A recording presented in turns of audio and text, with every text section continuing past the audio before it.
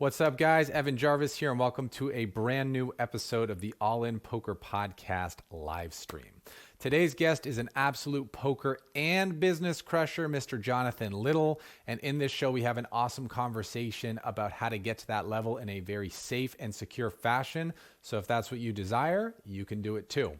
Also, Jonathan just dropped his cash game masterclass, which I'm in the process of going through right now and we'll be reviewing on Wednesday.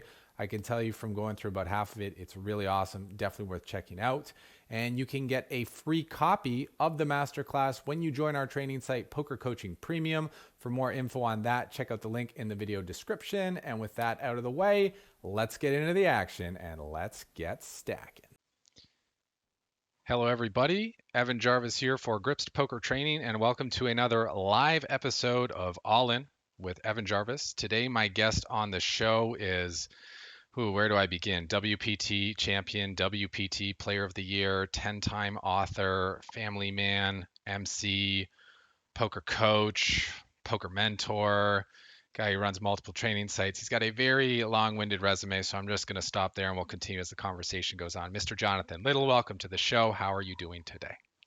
I'm doing great. I'm excited to be here on your show, and I'm ready to get stacking. Let's get stacking. I love how in tune you are with kind of everything that's going on and really knowing what we're all about here at Grips. So I just want to give the audience a chance to get to know you for the people who don't know you yet. Can you talk? There he is. That's Mr. Jonathan Little, and you can tell by the background a little bit about what he's done in his career, but we're going to dive deep into that. Can you talk about the early years back in, I don't know, 2002, 3, 4, whenever you got started in poker? How did you discover it, and would you say it was love at first deal? So I got started playing poker at a Magic the Gathering tournament. I enjoy playing Magic the Gathering cards. I have a deck of Magic the Gathering cards literally right there. And one day after the Magic tournament, a guy said, why don't we play a poker tournament, basically sit and go, for 10 cent valued Magic cards. So a $1 buy-in. Yeah. And we did this for like 3 months. And it became very clear to me that the guy who was organizing the game was way better than everybody else because he was winning like half the time. So I decided to start studying poker. I played a decent amount of chess as a kid. I was pretty good at that. I was very good at Magic the Gathering, and I figured poker is probably the same. So I bought all the books I could. And back then, Limit Hold'em was the main game, but I bought every book I could on whatever I could find. I read all of them, and then I deposited $50 into party poker, and then I grinded it up slowly. I always was very, very cautious with bankroll management. And I eventually got to 30-60 Limit Hold'em after about a year and a half of just grinding in my spare time, which I had a lot of spare time. I was working at an airport back then where I would purposely work the graveyard shift so I could study poker at night. I could read the books when there were no airplanes. And also I could download party poker and play on the computer. They work. I don't know if they knew I was doing that or not, but it is what it is. And eventually, I decided to move over to sit and goes. It seemed like Limit Hold'em was kind of dying, which turns out I swapped games at pretty much the right time. And I got into playing sit and goes, and then I just played a ton of sit and goes all day, every day. I was also going to college full time, so I quit my job at the airport. Then I eventually quit college about 2.5 years through it. And then I became a poker professional. I was at love at first deal. I don't know. My memory's awful. I presume that it wasn't very fun playing poker and losing my 10 cent Magic cards. So probably not. There's a love-hate relationship, I'm sure. Yeah. Can you talk, there are quite a few people who have been successful coming from Magic, moving over to poker. I know David Williams was one example, Tony Gregg, Bryn Kenny. Can you talk about what skills you feel carry over from Magic the Gathering to poker? A few other ones. We have Justin Bonomo, Eric Froelich, Brock Parker. A lot of very, very world-class players have come from Magic the Gathering. And it's because Magic is a game of known and unknown information, just like poker is. In poker, you have some things that you know, like the board cards, the cards in your hand, the bet sizes, but some stuff that you don't know, which is your opponent's hand, right? And Magic's very similar. There's a decent amount of luck involved because you are drawing cards off the top of the deck. So it's kind of random. And they're very similar. Also, Magic tournaments are very, very long things, especially if you're playing at a high level. you may show up at like 9 a.m. and play until 9 p.m. or later sometimes. So that sort of conditions you to get used to playing long hours and playing well for long hours. And it's really probably even a more difficult game than poker because they're just many more cards. Like in a no limit hold'em deck, there's 52 cards, right? Yeah. Whereas in Magic the Gathering, there are many more possibilities.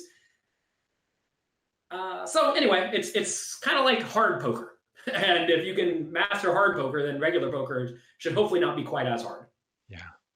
Okay, cool. And talking about hard poker, talking about those really long sessions that people go through, when did you decide to make the switch or, start adding in MTTs from the mix? Because you started with limit, you went to sit and goes, and you're mostly known as a tournament player. So when did you make that transition? I eventually got to the highest stakes sit and goes. At one point on Party Poker, they were having like regular $500 buy-in tournament sit and goes, $1,000 sit and goes, and $2,000 sit and goes. Oof. And I was playing those on a very regular basis. And then after I hit a pretty big bankroll, probably like 200K or something like this when I was probably 20 years old, on Sundays, I would play whatever the big Party Poker tournaments were back then. And I didn't have much luck in them. But when I turned 21, I had been watching the World Poker Tour, and I knew that I could probably compete at that level because, to be fair, I really was not all that good at multi-table tournaments, but I was great at sit and goes. I did not quite realize, though, that sit and go, like, it takes a different skill set to get down to the final table of a 1,000-person tournament than it does to make the top 3 of a sit and go with 9 people. So I didn't do so well my first year when I turned 21, but I wanted to go play those games because they featured a bigger buy-in, and presumably the players were not as good as online players. But after a year of losing, I finally figured out what I was doing wrong, and then things took off. Okay. So was it the allure of the big money that drew you to the live MTTs, or was it the glory that you saw, kind of the big celebrations for people winning on TV, or was it something completely different that really drew you to go play those live tournaments? I don't really know. If you see me winning and losing poker tournaments on TV, I typically don't get too excited. I mean, there's a quote that always sticks out where I win $1 million in a World Poker Tour tournament, and Mike Sexton says, "Smile, son, you just won $1 million."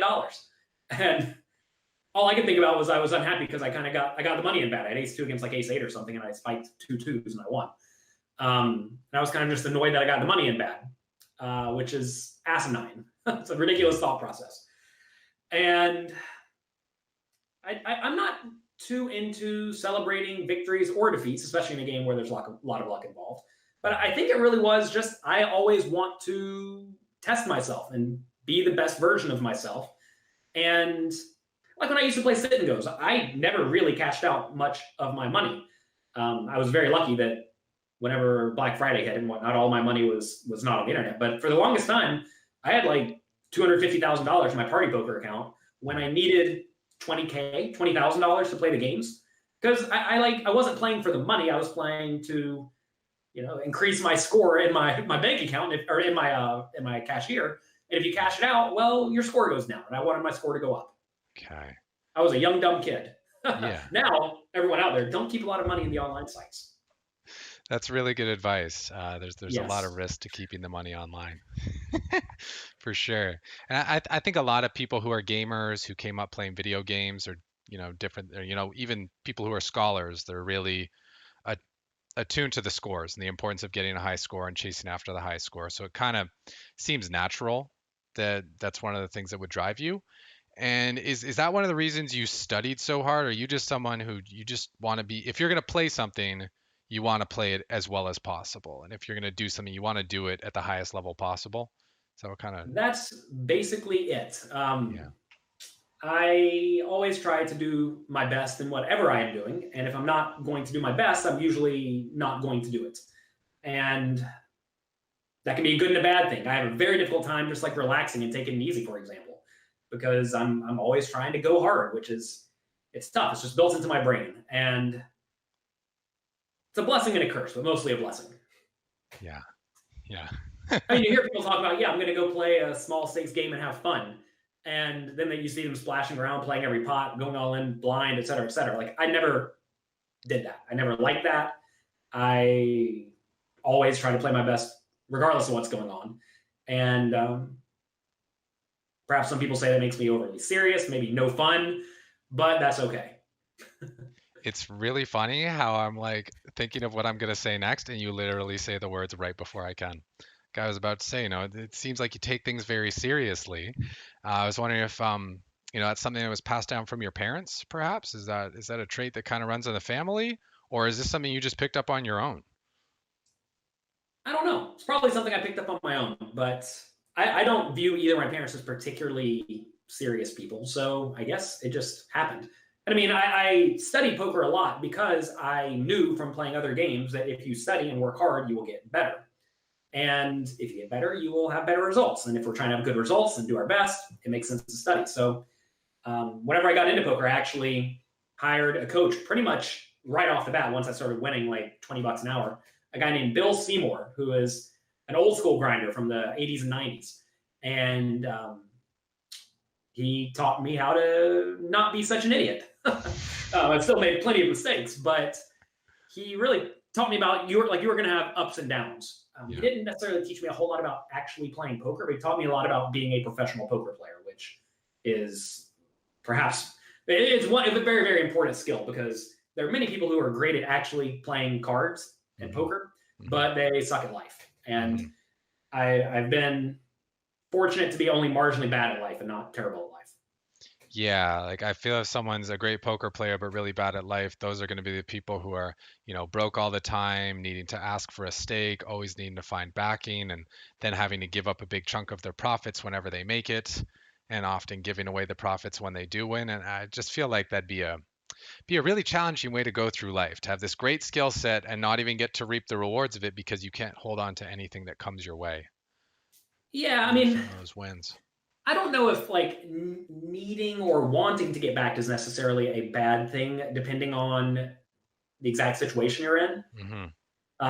For example, the main time you, at least in my mind, it makes sense to get backed is when the buy-ins start going kind of exponential to where you can't grind in your current game and make that money relatively quickly. So the super high rollers are a good example of this, right? Where if most tournaments are 3K to 10K, like you can play on a regular basis, but then they randomly have one 100K every year, 125K every year. Maybe it makes sense to sell action to that. Now there's way more of those high roller tournaments, but for example, that's a time where it may make sense to get backing. But you're right that like if you are getting backed for small stakes games, that's a bit of a problem because presumably you could just move down, grind, make that money, and then have all of your action. Yeah. And okay, when you started going for the live circuit, I saw you kind of started in 2006, picked up some pretty good momentum right away at the start of 2007, so it looked like that hard work was paying off. This was a time when like selling action wasn't even a thing, right? These 5Ks, 8Ks, 10Ks. Well, so the first year I played live poker, I basically lost every tournament I played. So that's why there were no results on the Hendon Mob in 2006, was because you were just straight bricking everything. Correct. Because I was playing multi-table tournaments like sit and goes, which is, kind of tight, not doing anything too out of line. Because when you're playing a 10-handed sit and go, your goal is to generally just get in the top 30% of the field. Yes. When you're playing a multi-table tournament, your goal is to get in like the top 2% of the field. Yes. So it's a very, very different strategy. And I didn't quite realize that. So, I realized it, but I wasn't adjusting nearly enough. So after bricking everything, I got backing by Tom Dwan, and then I started winning all the tournaments. Okay. So I got that lucky money, and then we're good to go. Yeah, it seems like Tom Dwan backed a few people that led to their careers really blowing up. I remember when Dan Smith went to go play the 100K in the Aussie Millions. Tom was in on that action. That was the one where Dan decided he was going to have a breakout run, and he did. He kind of called that tournament. He won it. But some people's money's lucky. Yeah, I feel the same with Tony's money, Calvin Anderson's money. The money just seems to run good. Maybe there's a bit more to it. Who knows? But all right, so you got a little bit of backing. I assume you got a little bit of coaching. You're talking with Tom. You're getting some advanced strategies.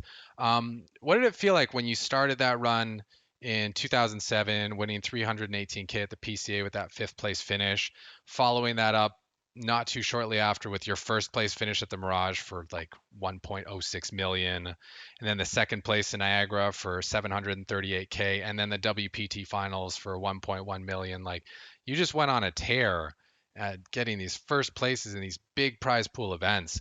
What did it feel like to go on this run and see the results of your efforts and your great decisions to align with the right people and make these adjustments to your game?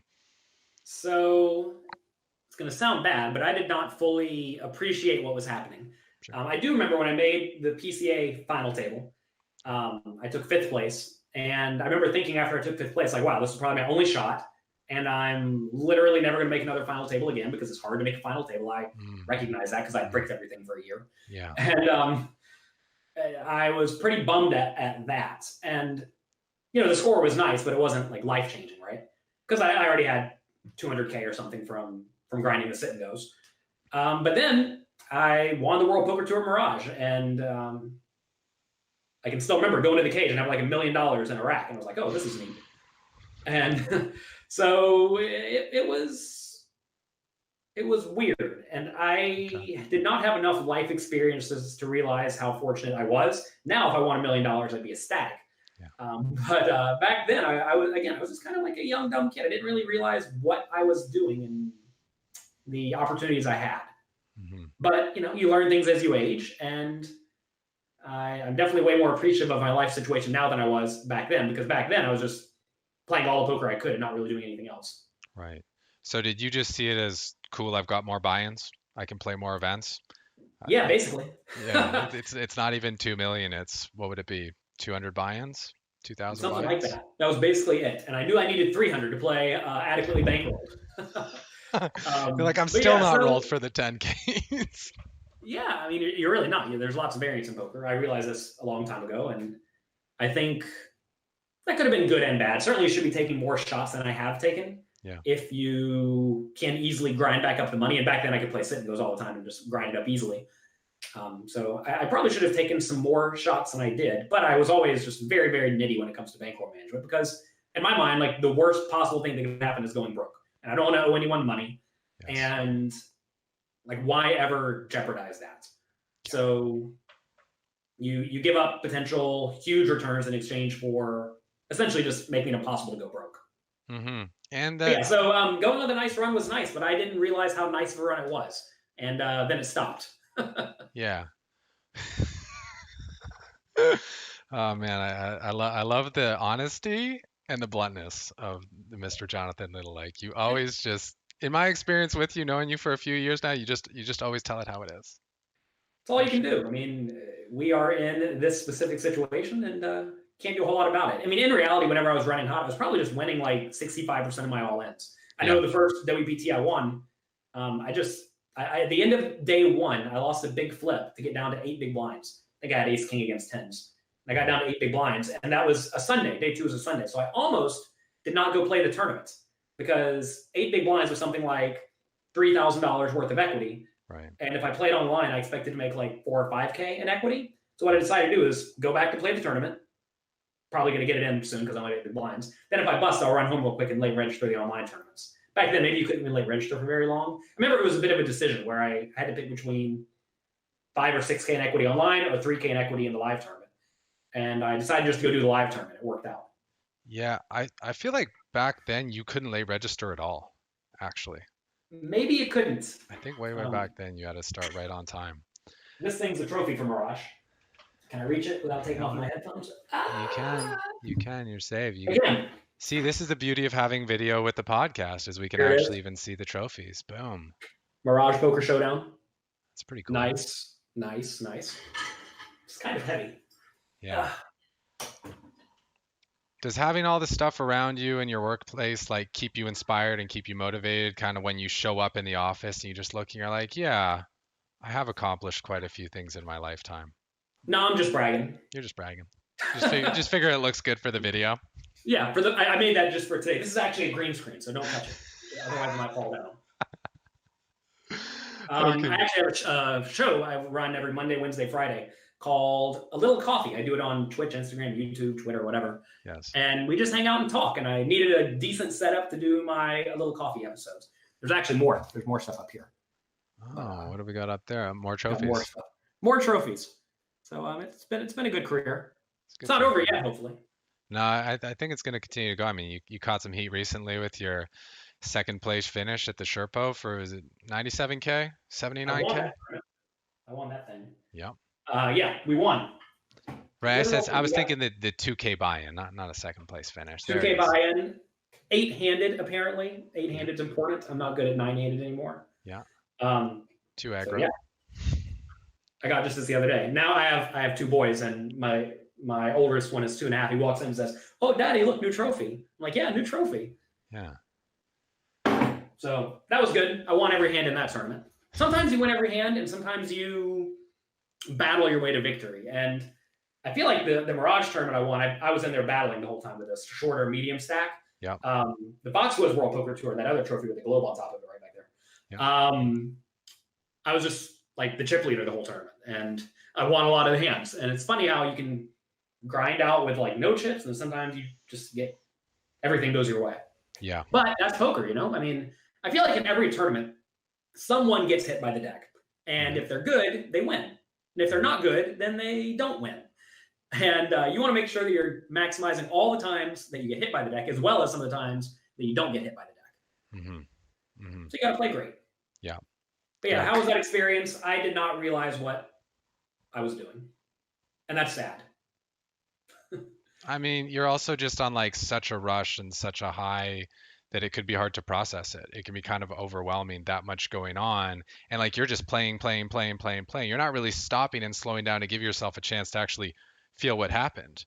That's correct. I mean, I was playing all the time. Like, you know, every single day I was playing a poker tournament. And those were the good old days. Yeah. Like so there was no time to reflect. And to be fair, I'm kind of bad at reflecting in general. I'm not very, like I said, I'm not very good at sitting back and observing and like taking things in. Yes. Which is it's a problem. I wish I was better at that. Yeah. You're much more on the just keep going. Keep going and do the next thing, hard. whatever it is. We'll have time to look back when we're 100, right? Yeah, but you want to make sure you're going to the right place. Yeah. Well, would you say that do you think you're going to the right place, Jay? I don't know. you don't know until you're done, I guess. Okay. But so far it's working out well enough. Yeah. I like the way things are going. Let's talk a little bit about that. You know, you have good bankroll management. I remember Doyle Brunson said in Super System that all professional poker players go broke, and I had kind of the same mentality as you. It's just not me. I'm not going to be one of those guys who goes broke. None of my friends went broke. That's how all the old school gamblers went broke. It doesn't make sense. Do you think that a lot of people who didn't have your bankroll management in your shoes after getting those 2 wins would have ended up going through it and going broke, as opposed to building something out of it? Well, I was kind of lucky in that there were no bigger games for me to play. Like back then, $10,000 tournaments were about as big as it got. Yeah. There was like 125K each year, and that was it. So I couldn't shoot it off if I wanted to. But if you dump $1 million or $3 million on a kid now, they can go play 100Ks and $1 million buy-in tournaments if they want. And sure, you can light it right up, even if you have an edge. Because if you only have 10 or 20 or 30 buy-ins, I mean, even with an edge, you're likely to go broke. So you just have to be disciplined and also realize that you don't have to win all of the money immediately. You can win it all over time. You can also grow it over time, right? You know, if you get that money at a young age, you can invest it, keep the money that you want to have in your bankroll so you can keep playing. But at the same time, that other money can be compounding for you and building for you without you having to manage it even. Yeah, one of my students, Blas Zerjow, he turned $20 into $1.3 million on Party Poker last year in a tournament, in their $5,000 tournament at the end of the year. And that's like infinite money from him. He's from Europe, and like the cost of living where he's from is not very high. So he's going to take something like 300K of it, use it as a poker bankroll, take the other $1 million, invest it. And then he's just going to make a free 70K-ish a year. And he's set for life. Yeah. And I think he will actually do it. He's being very reasonable with his bankroll. He's not playing huge tournaments. Well, I guess he's actually playing in Germany right now. He final tabled a tournament and won his way into the 10,000 main event. So maybe he'll win that one too. Who knows? Yeah. But he's being very disciplined with his bankroll, and that's what you want to do. Yeah. And I probably wasn't perfect with my bankroll. I've done all the silly stuff like spending too much money here and there. But every time I won a major tournament, I would try to buy a condominium and then rent it out. And you want to figure out ways to hold on to your wealth, whatever that means. You don't want to just spend it all. It's easy to spend your money on either depreciating assets or things that are just straight lighting it on fire, like going to a club or whatnot. So it's okay to have fun, but at the same time, try to set yourself up for longevity if you ever are lucky enough to come into money. I made a video with Mike Sexton recently. It's on YouTube. Something to the effect of watch this once you've won $1 million or something like that. So it's a fun video with me and Mike Sexton talking about things we've done right and things we've done wrong. Yeah, I've got that one on my watch list. But first, I have a check mark that I have to make the next 500K.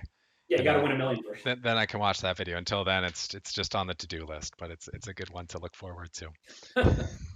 All right, talking about that early crew, you said your group of guys didn't go broke, unlike the old school gamblers. Are you talking about the legendary ship at holla ballas? I think most of the ship at holla ballas didn't go broke. I don't even remember who's in ship at holla ballas. We had myself, Tom Dwan, Dave Benefield, Kevin Boudreau, Mario Silvestri, Travis Rice. Some of them are no longer in poker because they wanted to get out of poker, but I don't think any of them actually went broke. So that's fortunate. Yeah. What was it? Peter Jetton was in there too, right? Peter Jetton, Max, what's his last name? Greenwood, yeah. My brain, I'm telling you, I'm the worst at names. It's a miracle I can remember Evan Jarvis. But yeah, so it was a good crew. Yeah, I was watching Peter Jetton the other day play short deck, super high roller tournaments over in wherever they are, Philippines or whatever it is. And he had the chip lead at the final table and just like lost every hand, was having fun, high-fiving everyone. He's a fun guy. Yeah. What was the vibe of that crew? Like, first off, how did you guys come up with the name? Oh, Andrew Roble. Yeah, Andrew Roble came up with it. Andrew Roble was the head of the ship at holla ballas. Most of us actually played sit and goes together. We were all sort of like the best sit and go players. Okay. And who came up with the name? I mean, it was Andrew Roble. He had a ridiculous website back in the day, and it was just pictures of him balling out. Yeah. to the most that us nerdy kids could do, and I don't know, we lived it up.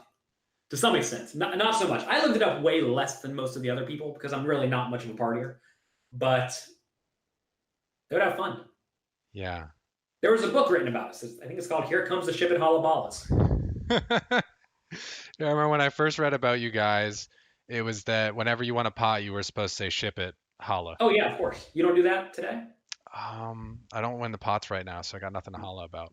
But when you win the pot, say "ship it."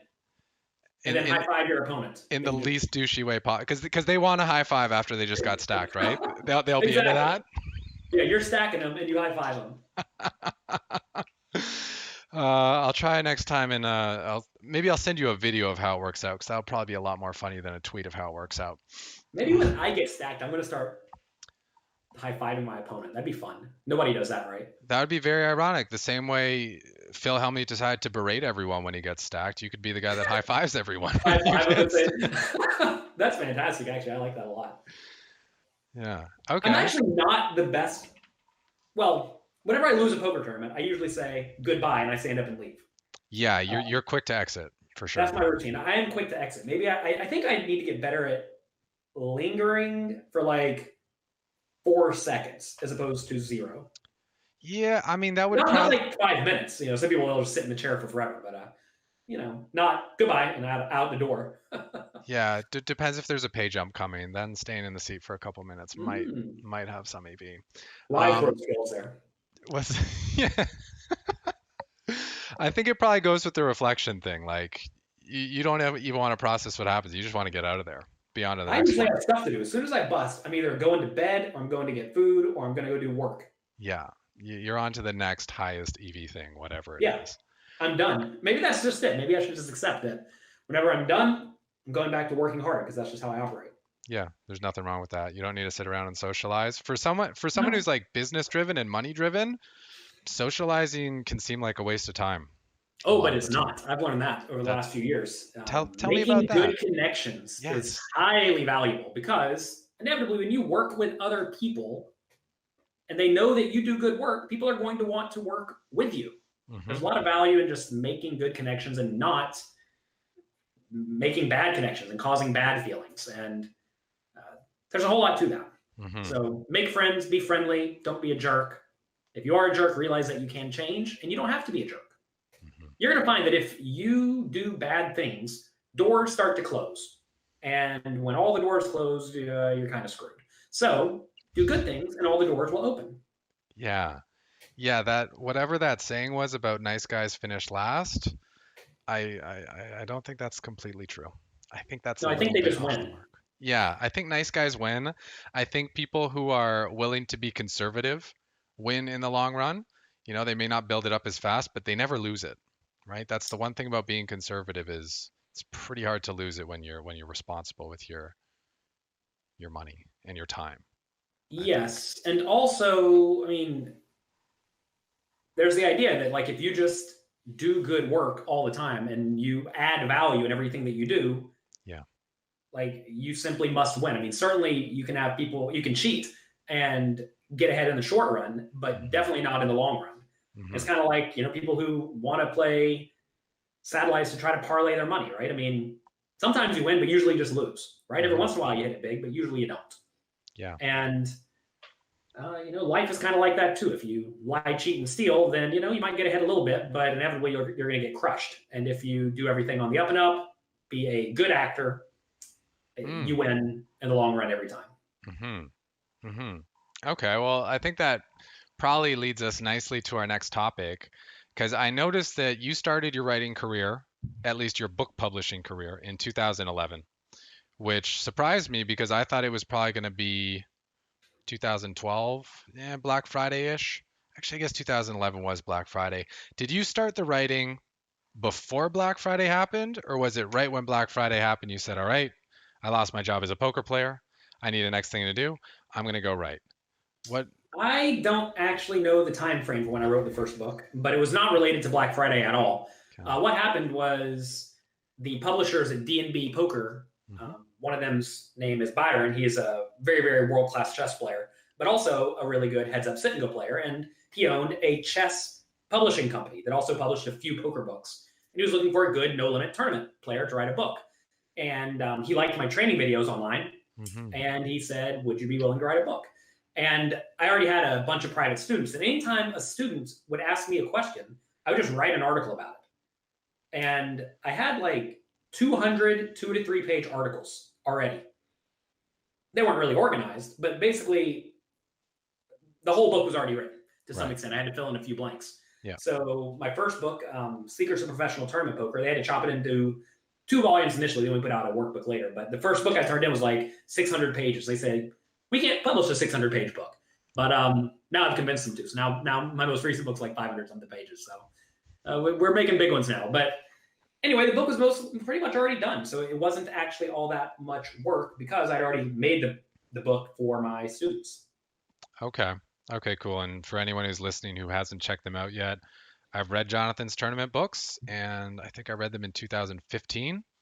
And later that year, I was doing quite well and had my biggest wins ever. So they're definitely worth checking out. To me, they were kind of like the modern Harrington on Hold'em. Like Harrington kind of cracked the tournament code at first.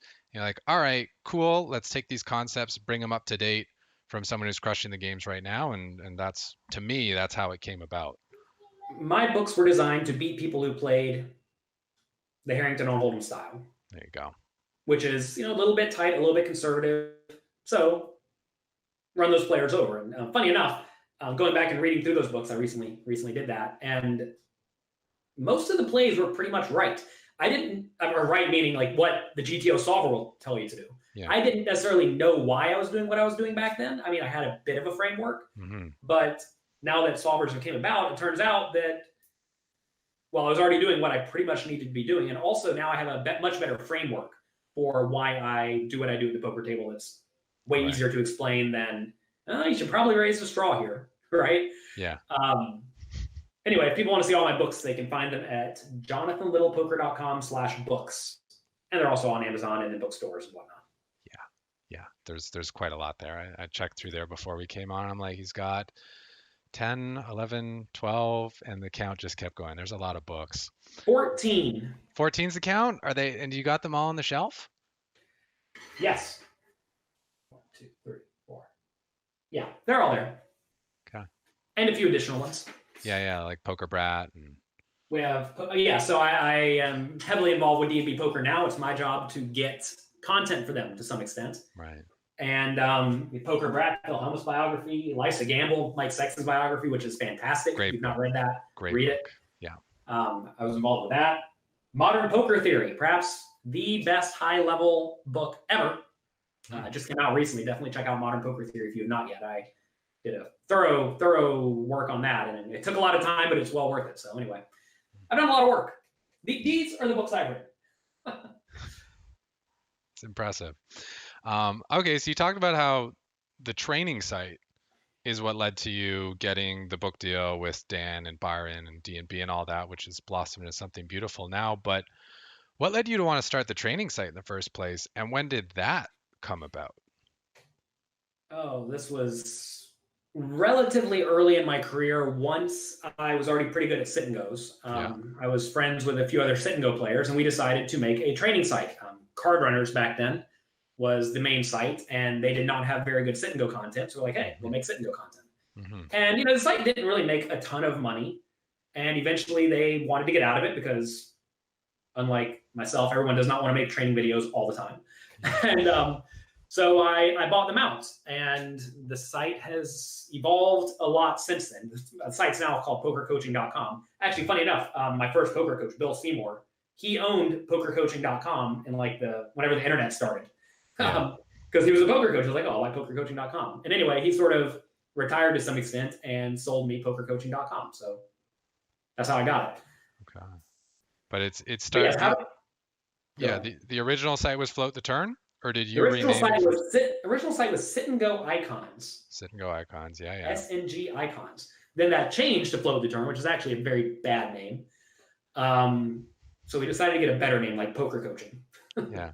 It seems a little bit more organic in search. You can people will type in poker coaching, it'll come right up. Yeah. You did wait quite some time to make that transition, though. I think it was, 2017 you finally switched from Float the Turn? Yeah. Yeah, I could have done better with that. I feel like, to some extent, I'm in a business that I can't really fail at as long as I do lots of work, because the content I put out is all at least pretty good. Yep. And better than what most people are putting out, because I always try to be relatable. I'm not trying to teach people to make myself sound smart. I'm trying to teach people to help people and add value to their life. And as long as you do that, as long as you help people become better, they will appreciate you. And business is thriving now because I'm not shooting myself in the foot by not being able to be searchable by people on the internet. Right. Yeah, I've noticed your teaching style. It's very frank. It's very to the point. In your writing, it's conversational, and then it's just applicable. You're just like, here's the situation, here's what you should do, and here is why, and go do it and try it out, and come back and let me know that it worked. And it's just kind of no BS, no big words. All you really have to do to win at poker is to just only two things: find a game you can beat, and then play it a lot. That's it. That's all I got to do. But it's hard to find a game you can beat. There's a lot to that. And then people also don't want to play a lot. I mean, so many people want to either complain because they're not very good or because they don't put in volume. And you got to do those two things. So all of these 14 books, that's what they all say. Actually, that's not true. They all say way more than that. But I mean, I try to be upfront and honest in all interactions, and I think that is useful. I think people appreciate it. I'm not trying to sugarcoat things or, again, speak in a way that people cannot understand. Yeah. Because if people can't understand you, then what are you doing? You're just wasting everybody's time. Yeah, you don't want to alienate people and make them feel like they're at the wrong party or something. Correct. So, you can, I mean, I'm pretty fortunate in that I have had a ton of students, so I can, teach people of all skill levels. And it's very important to always understand who you are talking to, because people use sometimes different terms. People are on different levels. and people need different things, and it's important to give people what they need to succeed. Mm-hmm. I agree. Kind of knowing what they're missing, knowing where they're at, not teaching them something that's too advanced, not overloading them. Great insights. Talking about, you mentioned that people need to find a game they can beat. I know that you've written books on tournament poker. You also, have a lot of experience with sit and goes, and you've also written books on cash games. You want to maybe talk about, I don't know, 2 or 3 traits that would lead someone to probably be more suited to cash games, and then 2 or 3 that would lead them to maybe be more suited to MTTs. Well, your life setup is very important. Tournaments take a long period of time sometimes, right? So if you have a job and you only get, let's say 1 day off at a time, say you get, Mondays and Fridays off, multi-day tournaments are not good for you, right? Yeah. So if you're going to play poker long-term and you are going to want to play as high as you realistically can, maybe tournaments are not for you, right? Because you'll never be able to move up to the higher stakes games that are multi-day events because you have to do your job, assuming your job is a good job. If you want to pop in for 4 hours at a time and play cash games, you can do that, right? I think cash games are probably better for the majority of people because also the swings or, the way you encounter variance is very different in cash games than in tournaments, because in cash games, you're usually up or down a buy-in or two, whereas in tournaments, you're down the vast majority of the time. Yeah. Down from your peak, at least, right? Yeah. Because you lose, win a little bit, lose, win a little bit, and then lose, and then win a ton when you win a tournament. Yeah. That's kind of how those graphs go. Whereas cash game graphs just slowly trickle up if you're good, and they slowly trickle down if you're bad. So I think a lot of people don't like feeling as if they are losing a lot of the time. It's something you just have to accept if you're going to play tournaments. But because those people don't like that, I think most people are probably better suited for cash games. That said, if you're like trying to get rich or lose some, then tournaments are way better for you because you can randomly get rich. Yeah. So also, I think you need to be able to you need to be very impervious to tilt to play tournaments, because in tournaments, if you lose a big hand, you still have chips left, and you're going to do something stupid. Well, that's just awful because you're throwing away a lot of equity every time you lose one big hand. Whereas then, if you do know you have mindset issues, which I heavily suggest you do not, but if you do in a cash game and you get angry, you can just pack it up and leave if you're disciplined enough to pack it up and leave. You will find, though, as you get better and better at poker and understand the game better, you won't really go on tilt anymore, which is kind of neat. Yeah. Because then you're just showing up and implementing a strategy. Yep. I feel like one of the roots of tilt is just irrational expectations of what's going to happen. Yeah. People going in thinking they're going to win every time, thinking they're going to hit it big, or just thinking they're going to hold in a situation where they're 80-20, 70-30, 60-40 or whatever. So when they lose, it seems like something impossible must have happened because in their mind it was 100%. Or in their mind, when they show up, they're going to win a buy-in every single time they play. And when it doesn't happen, they think, the world is cheating them or something. That is all definitely correct. I was very fortunate in that when I played sit and goes, I actually had one really big downswing. I just bought a condominium, and then I think I had like, I don't know, 80K in cash after I put money down for the condominium, and then I lost like 60K of it pretty much immediately playing $500 and $1,000 sit and goes. And I decided I'm going to go back to the $10 games. So down from the 500s to the 10s. Wow. And win 100 buy-ins at every level. Wow. So the 10s, the 20s, 30s, 50s, 100s, 200s, and back to the top. And I did it. And that taught me that, you are going to have relatively big downswings. Even then, I think it was on like 100 buy-ins or something. Yeah.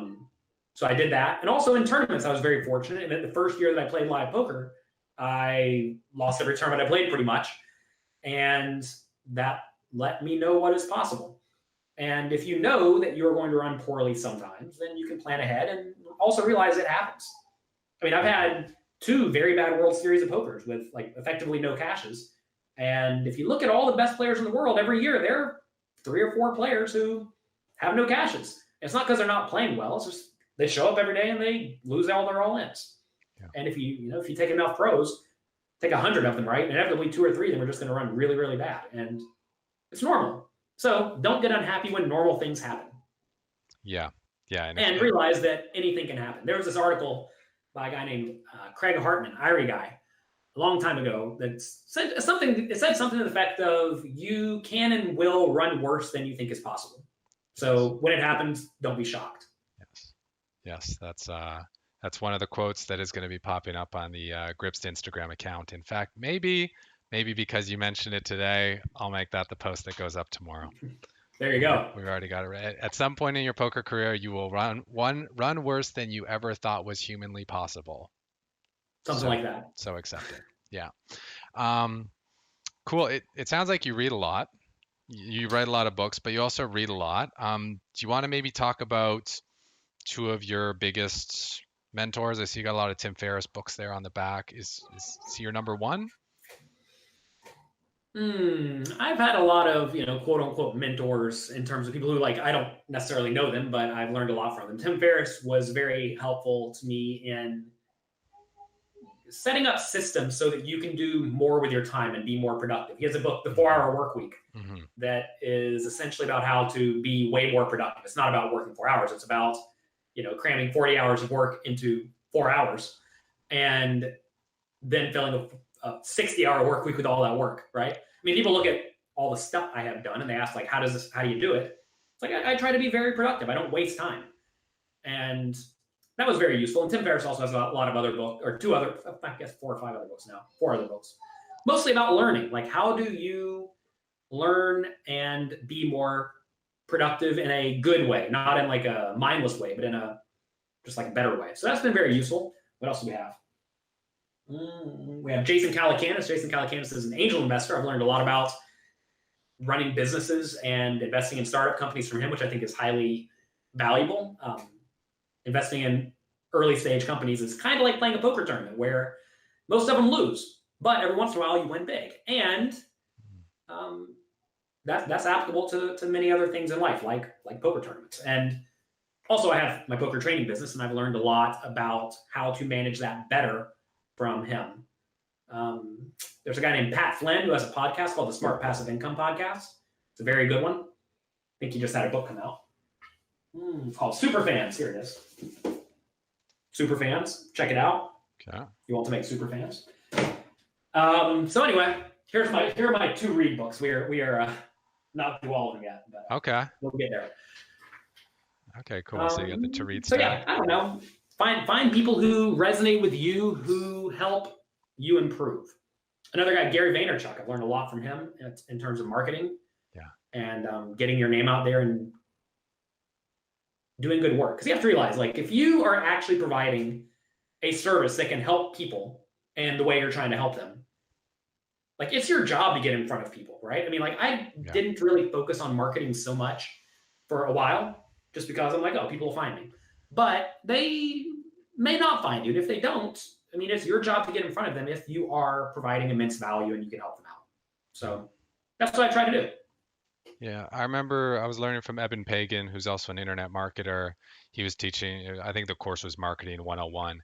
And he said, if you have something of value to offer someone and you don't almost like make them buy it, like you do a beautiful job if you have a great offering and you say, take it. And if you don't like it, I'll give you your money back. Like, I don't care. Just take it because it'll be good for you.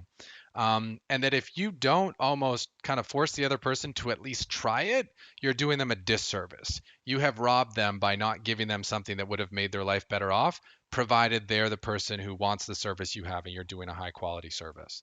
And I remember that just kind of blew my mind where I'm like, right, marketing is only kind of dirty and sleazy if you're just trying to sell anything to anyone. But when you're trying to sell a very good thing to a very specific person who has that unmet need that you can meet, you're doing a service, you're giving a gift in offering that to them. So yeah, and I mean, that's why, like, everything I have has 100% money back guarantee. If you do not like it, I don't want to take your money. Yeah. And I mean, I offer tons of stuff for free. I mean, you can get the audiobooks I have for free, one of them at least at jonathanlittlepoker.com/free. Yep. Maybe you have an Audible link, I'm not sure. Yep. Pokercoaching.com, you can go there and get a trial for free. I mean, I want to give away so much free content where whenever you are ready to step it up and really better your game, you think of me. And then you pay me. Because if you are not already gaining value from my free products, then, that's okay. But I like helping people who want to help themselves and who want to always continuously grow. Yeah, I agree. It's a great thing to be offering. So you were talking about actually, yeah, that's reminds me. That's and you kind of took that to the T and you just made yourself everywhere. I guess that was a Gary Vaynerchuk thing with the whole crush it thing. You're like, okay, I got to get on Amazon. You got your Instagram, you got your weekly live stream that you got there. You've got what seems like a daily video going up on YouTube. You've got your hand of the week. Um, where else are you that I'm missing? Because it seems like you're absolutely everywhere, and just like also, yeah, wow. How do you get in all these places I work seemingly a at the lot. same time? I mean, I have a team that helps me with social media and posting stuff to some extent. It's not like I'm sitting there grinding and posting on social media all day, every day, Yeah, because that is a lot of work. yeah, And as you expand, you need to figure out things that other people can do. And the one thing that I do that other people cannot do is make the content that I make, right? So other stuff that other people can do, like posting the stuff on social media, you have them do it. But I've been around a long time and I have a lot of content. And fortunately, even some of my content that is older still is very, very applicable, because I'm not really teaching people how to beat poker at a particular period in time. I'm teaching them how to beat whatever situation they encounter. hmm And like, a lot of people think, oh, that old information must be obsolete, but only if it was designed with the idea of let's beat poker in exactly 2006. hmm Assuming the person, I mean, like, it just turns out that everything I was doing back then was, and like the mindset and the approach to poker was solid. It was good. yeah, And maybe that's just lucky, but it seems to work out pretty well. And yeah, how do you get everywhere? You make a point to do it. yeah. True that. You I mean, kind of you have to ask yourself, like, say someone said, if you don't get a book on Amazon, a podcast on iTunes, a book in a store, a Twitter, an Instagram, a YouTube video channel, whatever. If you don't do that in 2 weeks, you go to jail for forever. forever. Yeah. Well, you know what? You get it done, right? You go into money jail forever if you don't get on all those platforms in 2 weeks. Yeah, basically. And so that's how I view a lot of things. They're just non-negotiable. I think a lot of people negotiate with themselves, like, oh, I'll do this later, or they give themselves very, very far out deadlines. I mean, I am not good with deadlines. If I have anything on my plate, I try to do it immediately. Yeah. Which is a bit of a problem because my to-do list is a mile long, so I basically never get done. But that's okay, because there's a lot more to do, and I'm happy to stick with it and do it. Because the way I view it is, I'm spending my time to help lots of other people get better. So if I can sacrifice 8 hours a day, every day, helping thousands of people get better at poker and enjoy their hobby or their career or their life more, that's just well worth it. So I'm happy to do it. Yeah, I agree with you. And that was kind of my first insight when it came to YouTube. When I was just, I did the same thing where I'd kind of take people's questions and then I'd make a video. And people are like, well, why are you making videos instead of just doing one-on-one coaching? And I said, well, if I do one-on-one coaching, 1 hour of my time becomes 1 hour of value in the world. But if I make a YouTube video that gets 1,000 views, that 1 hour became 1,000 hours. If it gets 10,000 views, that 1 hour became 10,000 hours. And it just seemed much more effective to put the content in video form so everyone could digest it. I guess it's kind of the same as like doing group coaching where you're putting in the same amount of effort, but you're helping 10x the people instead of one. And there's a lot of value to scaling, and the internet has made it possible for anyone who has an area of expertise to scale their knowledge. Mhm. And I'm sure there are many people out here listening to this. Everyone out there is pretty good at something. Yeah. And you need to find an audience if you do want to share your knowledge and share your experiences. And I just happen to be good at poker, and it is my job to continue making good content and sharing it with others. So that's what I'm doing. Yep. And I think in addition to being good at poker, you have a good knack for content creation. You're also really good at bringing out the best in other people in the content creation area and helping them create videos and helping them create chapters and programs. So I really wanted to ask about excelling at No Limit Hold'em, because that was just, from my understanding, a massive undertaking, this project. There we are. Jonathan's there. I'm there. We got some other poker coaching coaches there. Hey, hey. This was a massive project with the amount of people you had to organize. Poker players are some of the hardest people to organize in the world because they love their freedom. And writing a book is kind of the opposite of having freedom.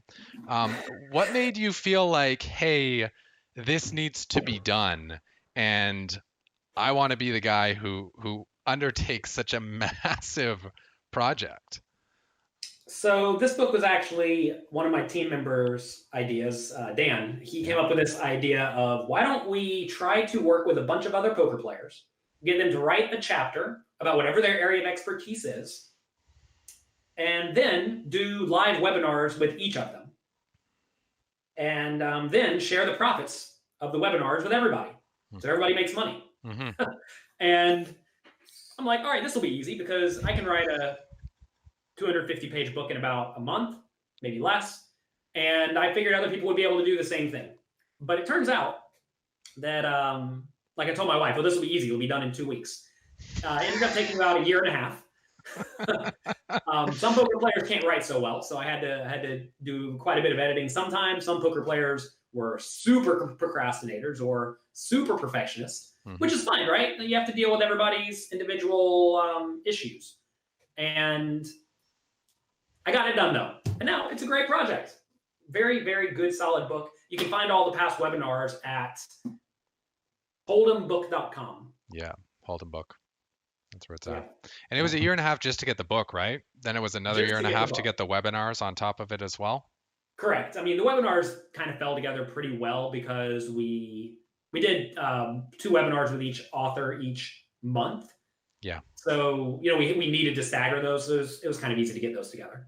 Yeah. But yeah, getting the actual book together was a bit rough. I'm actually working on a new book, selling it online, No Limit Hold'em. It's basically going to be even more advanced version of excelling, where I'm working with a poker backing company using content from their coaches to make a similar book.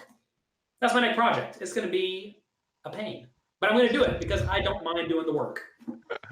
How many authors we got in that one? Like 8, 6, I think 4? 10?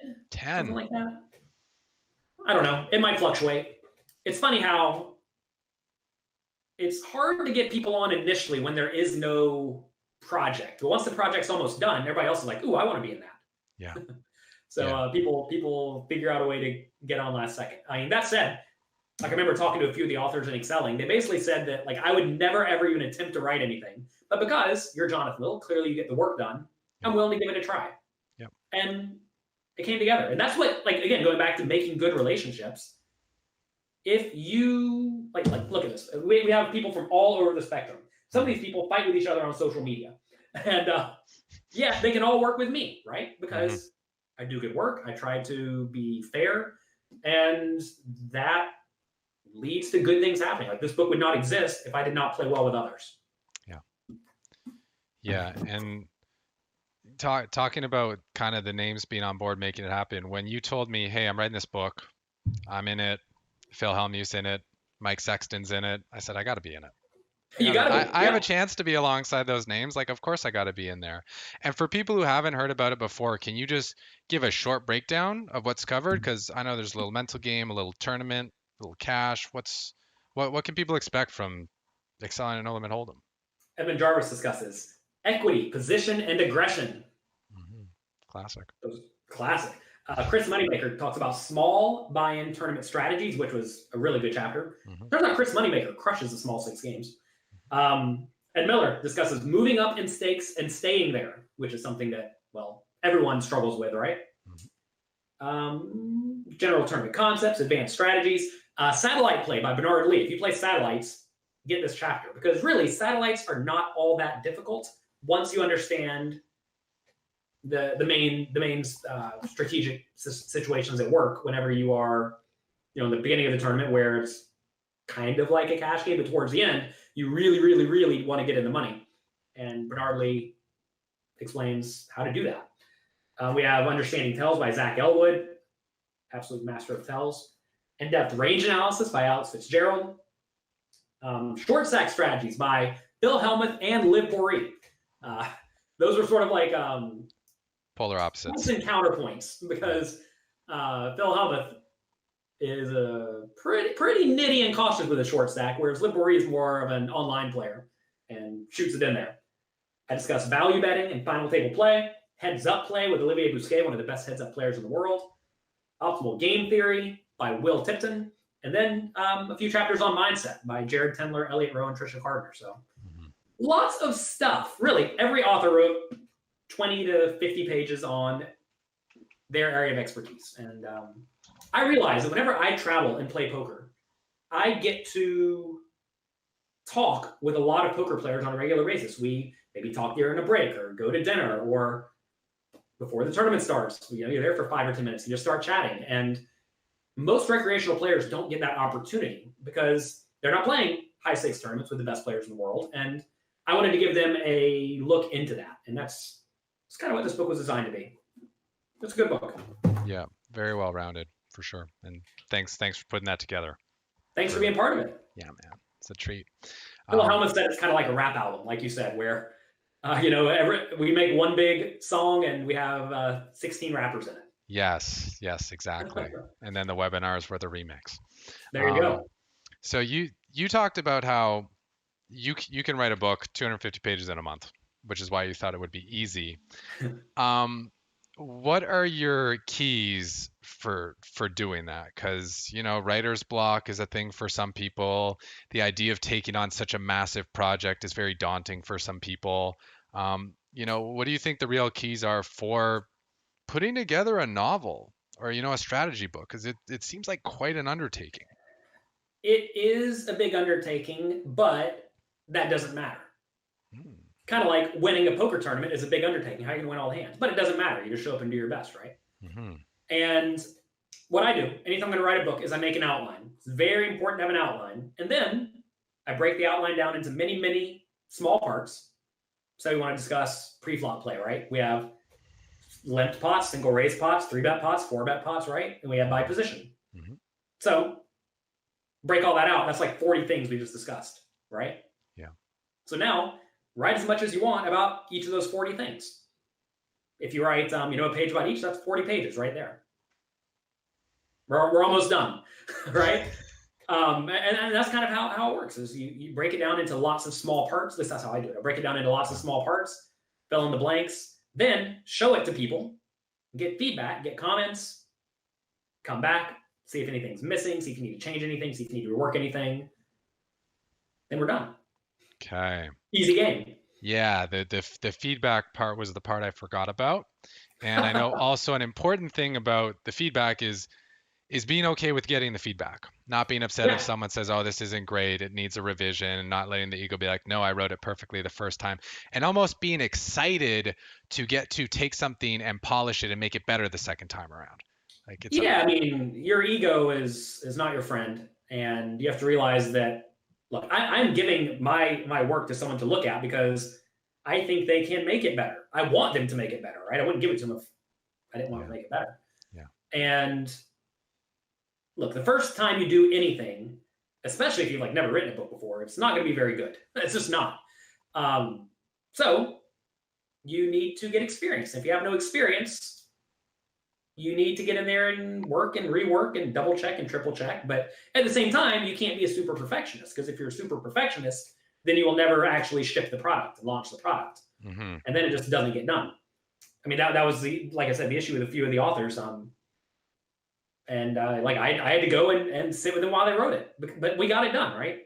And it's you're gonna find you get better at anything you do over time. And like the first book I wrote, I mean, there were plenty of issues that I would fix if I rewrote it today, in terms of grammatical structure and whatnot. But you just learn that as you do it, right? Yeah. Once you write 14 books, you learn how to write pretty decently. But the first one, you're gonna make some mistakes, and that's okay. Fortunately, I was in a market, the poker market, where there really was not a great book on playing fundamentally sound poker and beating the games when I wrote my book, and people were willing to overlook the flaws. Right. Yeah, because it's one of those areas where as long as you're getting them the results, that's what they care about. They don't care about perfect grammar Perfect structure. They care about winning. Poker Yeah, they players are care mostly about interested in winning, and I teach people how to win at poker. But I mean, now today, like with D&B, I like Modern Poker Theory, for example, was written by Michael Acevedo, who is my game theory expert, Mm-hmm. and he's from Costa Rica, so his English is good, but not the best. So I basically rewrote everything. I mean, it's still all of his content and all of his work, Right. but I made it easy to understand, right? And cleaned up all the grammatical errors, and that just comes from understanding both poker and English decently well, and not being afraid to do the work. I mean, to be fair, that book took, gosh, 3 months of work on my end, so tons of work. But it is what it is, right? But anyway, so you learn how to write over time. Yeah. You learn the writing part. I mean, but really, once you know what you want to write about, it's just a matter of sitting down and doing it. So in terms of writer's block, like I don't really get that necessarily because I already know what I'm supposed to write about. I'm supposed to write about like, three betting from the cutoff or whatever, right? Mm-hmm. So write about three betting from the cutoff. Just sit down and do it. Yeah. I will say there's a little book. Let me see if I can find it. I have it in here. See what he did there, guys? A little book. A little book. Personal Organization for Degenerates by Brandon Adams. Brandon Adams wrote a book called, oh my God. It's little. Very little. This is amazing. Brandon Adams, a poker player. Brandon Adams, a poker player. Wow, what a perfect book. That is hilarious. Hold that up again. That's too funny, man. Personal Organization for Degenerates. Anyway, something I took from this book is that you are going to go through periods of immense energy and immense lack of energy. Yes. And I have this problem where I will kind of beat my head against the wall trying to get stuff done, even if I'm not really feeling it. Yes. But I found I do my best work when I am feeling it. Yeah. So the way my life is currently set up is I'm home for a period of time. And when I'm home, I'm working on the business, whether that be writing a book, making content, etc. And then I go play poker for a little while. Mm-hmm. And switching back and forth helps me stay motivated, and it keeps the work fresh, whether I'm playing a lot of poker or doing a lot of work. So I want to be doing it. But if you do the same thing all day, every day, it's going to get old. And you need to mix it up. And like even today, what I do is, for example, this week, I need to do a few things. I needed to make more poker coaching quizzes. We have tons of quizzes on the site. I needed to make more of those. Oh, yeah. I needed to make weekly Poker Hand podcast episodes. And I needed to make strategy videos for Poker News. And I needed to write articles for Card Player and a newspaper syndicate. So I think you might need to have another hand for all the things that are going to get listed off here. Only 4 things. Okay. And so I wake up and I do whichever one I feel like. Right. And then you're motivated and wanting to do it. But if you say I have to write a book today because the deadline's tomorrow, but I don't really want to, well, that sucks. So I suggest people have multiple things that they can do, and then you just pick one you want to do and you do it. And if you're working a lot and putting in a lot of hours and there is just a day where you don't feel like doing anything, okay. That said, I never take an off day. Yeah, I really like what you mentioned there. Because there's a lot of talk in productivity circles. I think it's called like swallowing the frog or maybe slaying the dragon or whatever they want to call it, where they say, get the hardest thing done first so that you'll have less pressure for the rest of the day. But sometimes you just, for some reason, don't want to go after that one. And I think what you said is really valuable, that it can be good to just start on something that has value. It's not answering Facebook messages or Twitter DMs that is, maybe a lower value to. It's something that's of reasonable value, but that also gets you feeling good about yourself, gets the confidence built, gets the momentum going, and gets you kind of excited about working. And then you have more energy and willpower to do the harder ones, as opposed to starting with a task that's so demoralizing and so frustrating you can't get any momentum going and then nothing gets done. Yeah, and I mean, also, you have to realize that, like in my job, poker content creation, mm-hmm. I don't have to do everything. Mm-hmm. You know what I mean? Like if I don't want to develop a game theory optimal application for Android, I don't have to. Yeah. Right? So do what you want to do. Especially if poker is like your hobby, right? With your hobbies are supposed to be fun and enjoyable. Mm-hmm. And if you are not enjoying yourself and having fun, well, maybe you should go do something else. Mm-hmm. Mm-hmm. I found that with poker. At one point, I wanted to try tournaments. Really enjoyed the high of them, the rush of them, the competition. And at one point, they just became too tiring, too challenging, too draining, too exhausting. And I went back to cash. And although I didn't have the same high, the same rush that came with tournaments, I felt just more pleasure and more enjoyment because I'm like, right, I'm in control again. This is a game where I control all the variables for the most part, and I could choose limits that matched my kind of mood for the day. How much challenge do I want to take on? How much stress do I want to take on? Or maybe I even want to play really small because I just want to see some hands and socialize in an environment that I feel really comfortable socializing at, and I can make some money at the same time, kind of thing. And Yeah, it's important to, whatever you're doing, maybe do it in different ways to see if you can reignite the passion, because maybe the activity is right, but that version of the activity isn't exactly right per se. of course. That is definitely true. And if you do play poker recreationally or as a hobby, that's especially true, right? Like if you're Mhm. playing it as a job, well, you have to put in hours if it's your job. You just have to. Yep. I mean, one of the things that Elliot Rowe discusses a lot, again, mindset expert in this book, is he helps online players put in volume, because that is a struggle for a lot of online players. It's rough playing all day, every day online, especially when you're playing a ton of hands each day. And look, at some point you do just have to put in the time. But if you are good at various forms of poker, or you have a few stakes available to you, you can kind of do what you want within reason. And that's part of the allure of being a poker player, is you get to do what you want. Mm-hmm. The problem, though, is that if you want to be lazy, then you won't be a professional for very long. So you need to figure out ways to develop good habits such that you are wanting to do the work. Yeah. I'll tell you what I do whenever I'm at home is I wake up at 6 a.m. with my two sons, take care of them until about 9 a.m. And then from 9 a.m. till 6 p.m., I'm in this little office working. Is that a den? And, no, this is a closet. Okay, even smaller than a den. Cool. So Yes, you're really there's locked in a no cage. ventilation. It's hot in here. Okay. This is my fan, but it's not on because I don't want to ruin your audio, so I'm sweating instead. Yeah. Forgive me. But it's okay, And it's what I'm saying, though, is that I sit down and I do the work, right? Whereas a lot of people, well, actually, when I first moved to New York City with my wife, I bought a Wii, a video game system, and I would just play that all day. This was 10 years ago. Mm-hmm. And I realized after like a few months of this, I'm like, I'm spending all my money. I'm not really making any money. This is a problem. So I had to become productive. And being in New York City, because it's expensive here, essentially forced me to be productive. Yeah. But it's good because now it's just developed the habit of being very productive, which I think is good. Yeah. That was one thing I had on kind of my list of questions is if you didn't live in New York City and you didn't have that big overhead, do you think you would still be driven to work really hard?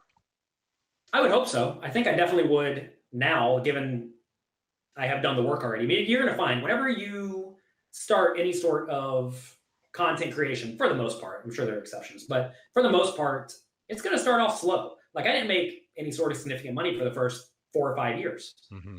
But then it slowly started to pick up and slowly started to pick up. And now it's quite big. But that's because I've been doing it for 10 years, maybe more, like 12 years. And now that we have developed such a machine, I am not going to squander it. Yeah. But if I was just getting started, though, I mean, listen, helping people learn to play poker better, like, was my hobby when I was a poker player. Like, I liked helping people because I would definitely not be where I am today without the help of others. Because I probably spent $25,000 on coaching because I realized the immense value of learning from other people. And I want to be able to do that for others. And that was fun. It was like what I enjoyed doing. So I never really viewed helping other poker players as work. It was more so my duty to help the other players. And I enjoyed it. It's what I wanted to be doing. So like I would be doing what I'm doing for free if I had all the free time in the world. And fortunately, I provide enough value to my students that they allow me to make an income off of it. And I appreciate that. Yeah, for sure. It's a self-serving system. You have a lot of people depending on you. So you're motivated to make the content, and then you make really good content, and they're fed, they're served, they can do more, and so it just comes back and forth. It's a good exchange. Yeah, you just want to ask yourself, like, so many people get into lots of things, like poker, for example, to make money. And if you get into anything purely to make money, you're going to find that you probably don't last all that long. And you need to get into things that you enjoy because you like doing those things. And like I said, when I first started playing poker, I didn't really cash out any of my profits because I wasn't playing for the money. I was playing because I like playing poker. And I like challenging myself, right? And same thing with like writing books. I didn't make much money off my first books because, again, my audience was much smaller, and that's okay. I was writing it because I just like to write it, and I could just give it to my students and not have to send them 6 random articles all the time, right? So it made my life easier, and I wanted to be doing it. It's fun. If you do things that you have fun doing, you're going to be way happier with life. I agree. And one thing that people find a lot of fun, online poker. But you did mention earlier, and this is something I know from personal experience too, that it can be tough playing online poker every day. There are some challenges to playing online poker, like spending a lot of time by yourself at a computer screen, having to make a lot of decisions, being under constant stress. What did you find for yourself and for your students were some of the real downsides to spending a ton of time grinding online? So I only really grinded very hard for about 3 years, from when I was 18 to 21. And my schedule, no exaggeration, was wake up at about noon, study. No, what would I do? Yeah, I'd wake up at about noon. I'd study for about 2 hours the games from the previous day. There was a program back in the day called Sit and Go Power Tools that could review the shelf fold spots, which is a lot of what Sit and Go's are. So I'd review for like 2 hours. Then I would play about a 4 or 5 hour session. Then I'd review all of those games for 2 or 3 hours. Then I'd play another 4 or 5 hour session. And that was the day. Then I watched TV for like an hour, then go to bed. I did that literally all day, every day. I took half a day off for Christmas each year. And that's all I did for 3 years. And I had no social life. Like, I have not stayed in touch with pretty much anyone from my high school. And it's doing that kind of thing is very bad for your social life. But if you talk to a lot of the best players in the world, a lot of them have gone through a really intense period of grinding and playing poker. And I'm not sure if it's a necessity. I know I can teach people to be very good without doing that kind of grind, but that is because I already know what to tell them to some extent, as opposed to them having to learn it all themselves. But playing poker all day, every day is certainly bad for your social life. I was also very overweight, and I say very weight, not that overweight. I was like 185 at my heaviest. Now I'm probably like maybe 150 now. I'm in slightly worse shape than I was before I had kids. Turns out when you have kids, you don't get to the gym as often. So anyway, I was in pretty bad shape. I did not have good relationships with anyone besides random people on American Online Instant Messenger, my poker friends. And so yeah, those are some downsides. But really, both of those could have easily been fixed if I was just more aware of the fact that those needed to be fixed. And eventually I did fix them. Eventually I got in good shape. And I started making better relationships. So I eventually learned over time that those things needed to be repaired, and I did at least an okay job at it. Yeah. What was the breaking point for you when you're like, I can't be this overweight, I can't be this socially isolated, I need to change things? Was there one specific thing that happened, or just like one day where you looked in the mirror and you're like, no more of this? What happened was I was observing my friends, and my good friend Andrew Roble started getting in shape. He's like, hey, I think this makes you think better and play longer sessions and just be with it more. I'm like, all right, I'll give it a try. That was it. I didn't realize I was in bad shape. I was completely ignorant to nutrition, fitness, etc. Like, I would just eat chicken pot pies and drink Coca-Cola and cranberry juice all day. And that's clearly absurd. So, but I didn't realize it was absurd. Like, I had no education whatsoever. And like, health and fitness and nutrition was not mainstream like it is today. Like, it was just common to go to the store and get 64 ounces of Coca-Cola. That's just what you did. That's what you did. And then you drank it, and then you refilled it, and you drank that. So that was just normal. But seeing other people who I respected doing something different and helping educate me was all it really took. I'm all for trying things, experimenting with things, if you think it can make you better. And it's pretty clear being in good shape is better than not being in good shape. Yeah, I agree. You talking about the 64-liter colas reminds me back when I was in college. And yeah, water is a good thing to have, as much water as possible. And I Water remember and kombucha tea today. Kombucha tea. kombucha tea, good for the digestion, get those good probiotics in the system, and it tastes kind of like pop. That Um, tastes kind of like pop. We have Dr. Brew Love because it's all about love. How do we get this on the screen? that's how There you you get go. it on the screen. You put it in the middle, in front of the Yeah. camera. But yeah, I remember the routine of going to 7-Eleven, getting the pack of cigarettes and the 2-liter Big Gulp, filling it up with a Coke Slurpee, going back home at like 9 p.m. because I'd have to do my school thing during the day, and just crushing this straight sugar beverage and smoking cigarettes while playing sit and goes all night. Yeah, that And sounds and about right. and I'm like, I'm making money. This is great. And it was only when my skin started breaking out in psoriasis that I'm like, oh, what's going on here? And I didn't want to admit what it was. But then when I just kind of audited my life, I'm like, well, I'm living off sugar and tobacco and not a whole lot else. Of course, this is what my skin's going to turn into because you are what you eat Yeah. and you are what you're experiencing. If you're under high stress and you're eating bad stuff, your body doesn't have the resources to repair and it's going to start breaking down. And that's when, at least as long as someone owns a mirror, they're going to be able to get the signs when things are really, really off. If they don't feel it, it's impossible not to see it. Right. For sure. I really started getting in good shape whenever I read Tim Ferriss's book, The 4-Hour Body. Yes. Basically talks about not eating a lot of sugar and not eating a lot of bad carbs. Basically, Yep. don't eat sugar, don't eat bad carbs, and you'll get skinny. It's like magic. Not the You just have to be a gathering. little bit disciplined. And it's nice to have a little bit of discipline in your life. I think a lot of people view discipline as oh, I can't eat the stuff that I want. But realize the stuff that you want is actually not good for you. So don't you want to actually be healthy? So like you have to change what you want. Someone the other day asked, like, when I was, what was I doing? I was eating something like a green smoothie, this green protein powder I travel with. Like, oh, is it good? Like, no, it's not good. Not drinking it because it's good. Drinking it because it's healthy, right? And you have to get it out of your mind that you are not eating all the time for pleasure. Certainly, there are times to eat for pleasure. You go out to a nice restaurant, have something great, but you have to change the way you think about food. Yeah, eating for pleasure versus eating for performance, and also realizing, like you said, it's not that you can't have the food that you crave. It's that you just might realize that the craving, that the immediate short-term craving doesn't line up with the long-term desire of being, Right. energetic fit. And you can always cheat and have that food whenever you want, right? Ferris is all about having his cheat day once a week.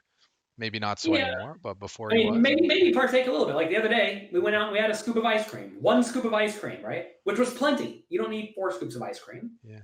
You can have 1 scoop of ice cream. Yeah. And don't be a glutton. Yeah, it's one of the 7 deadly sins, and those deadly sins exist for a reason. You have to understand, I'm from the South, and in the South, they love buffets. Okay. When you go to the buffet, you eat all the food, as much as you can fit in your body. And can't be doing that. Yeah, got to get your money's worth is the mindset there. That $4.99 buffet, you got to load up. Yeah, and no one. This is what I learned with like the Slurpees too, and the extra large pizzas. You don't realize when you're young that there's kind of a point at which eating more food is bad for you because it takes such a toll on the digestive system, and you don't get more energy, you actually get less at a point. And I would always think, how do I get the best deal? Right? If the large pizza is $10.99 but the extra large is $11.99, why would I ever not get the extra large? And I didn't realize that there was actually like a physical and energetic penalty to overeating, especially if it's kind of junk food in the first place. But the best value in terms of calories is probably a double cheeseburger and a giant Coca-Cola. Right. And we have to think of the best value in terms of how we're going to feel, actually. What's the output of this, as opposed to just, how do I get the most stuff? How do I get the most best stuff is probably a better way. Or how do I get enough of the best stuff as opposed to the most, mediocre to crap stuff? And I think Stop eating sugar, stop eating carbs, you'll lose all your weight. There you go. Life tip for the day. Just be disciplined and do it. Simple life tip for the day. He already skipped. I have a blog post, jonathanlittlepoker.com/how I lost 40 pounds. 40 pounds. So check that out. Cool. I discuss everything I did to lose the weight. I have lots of blog posts on jonathanlittle.com, by the way. jonathanlittlepoker.com. Tons of them. I've been writing there every week for about four or 5 years now. Evan Jarvis has some guest posts there, so check that out. I think we had a new one go up just yesterday, which is pretty cool. There you go. Get stacking. Always fun to be featured and getting stacking. So talking about getting healthy, your game was sharper. You could play longer sessions, and I know you had a period where you were playing a lot of live cash in Vegas, as well as the tournaments in Vegas. But you were playing live, and you also got into hosting events in New York. We had a picture of you kind of being the MC, which looked like a lot of fun. And I'm kind of curious what it was like getting to be around these, high profile, in some cases highly successful people, because you're working at big events and you're playing in big games. You're there with the big boys. What did it feel like kind of being in that environment for you? It's a good environment. It's good to be around the people who are crushers at life. I mean, I'm trying to think how I even ended up there. World Poker Tour would invite me to a charity tournament they have every year in New York City. The Education Reform Now charity tournament. I think they've had their seventh or eighth one just a few weeks ago. It was a lot of fun. I was there again. And I randomly played with someone who worked with David Einhorn, who is a successful hedge fund manager. And turns out I played with the same guy multiple times, a guy, Justin Lapone. And we kind of became friendly. We just saw each other at all these charity events. And then one day I randomly played with David Einhorn, didn't know who he was. We were just goofing off, having fun. Getting in there and battling. People like to get in there and battle. So we were battling, having a good time. And then he randomly asked me to coach him for the $1 million buy-in one drop tournament, which he bubbled. So that was a lot of fun. It was actually an interesting spot because they came back for day 3 or whatever it was, and they were kind of near the bubble. And I'm like, do you really not care about getting in the money? He's like, no, I want to win this tournament. I'm like, all right. We'll try. And hey, we tried. We win the pot. We probably win the tournament. Instead, we bubble. Anyway, later, Justin, the guy who introduced me to David, basically, he said that he was on the board of the Michael J. Fox charity tournament and asked if I would be the MC of it. And I said, sure. And then that went well. Then they had another charity tournament for Hillel, and I was a charity tournament there, and it's great. It's nice and fun. Fortunately, I know a lot of the people, so you can go, you can make fun of people, you can needle them a little bit. Yeah. And it's a good time. Yeah, for sure. And how is it to hang around people who are very successful? It's good. And again, all this goes back to playing well with others, right? If I was going to a charity tournament and being boring and not talking to anyone and just not having a good time, none of this would have happened, right? So if you go and you have a good time and you're a good presence and you are enjoyable to be around and you're not afraid to interact, you never know what's going to happen. And I have many, many more contacts than I could have ever possibly imagined just from playing, charity poker tournaments around New York City. Yeah. And I've got you'll find that actually, and thing that a lot of poker players don't quite understand is that very often in the medium and high stakes, the losing poker players are actually really good at something in life. Yeah. Because to be able to get a hold of, $5,000 or $10,000 or $1 million to go and play poker for fun, you got to be pretty good, right? You got to be pretty good at something. And getting to know these people it sometimes works out in ways that you may not foresee. And being good business people and kind of knowing the big picture of things, would you say they're kind of similar to you in that given the opportunity, they're excited to share what they know?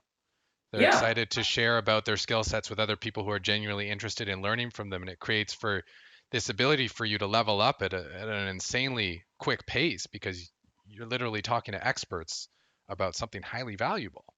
Absolutely. I mean, you're going to find that most people who have a lot of knowledge about something are not afraid to share their knowledge with other people who want to learn. Jason Calacanis is a good example of this, the angel investor. He has a book called Angel. Here it is. Check it out. Great book. I met him randomly at a book launch party for Phil Hellmuth's biography.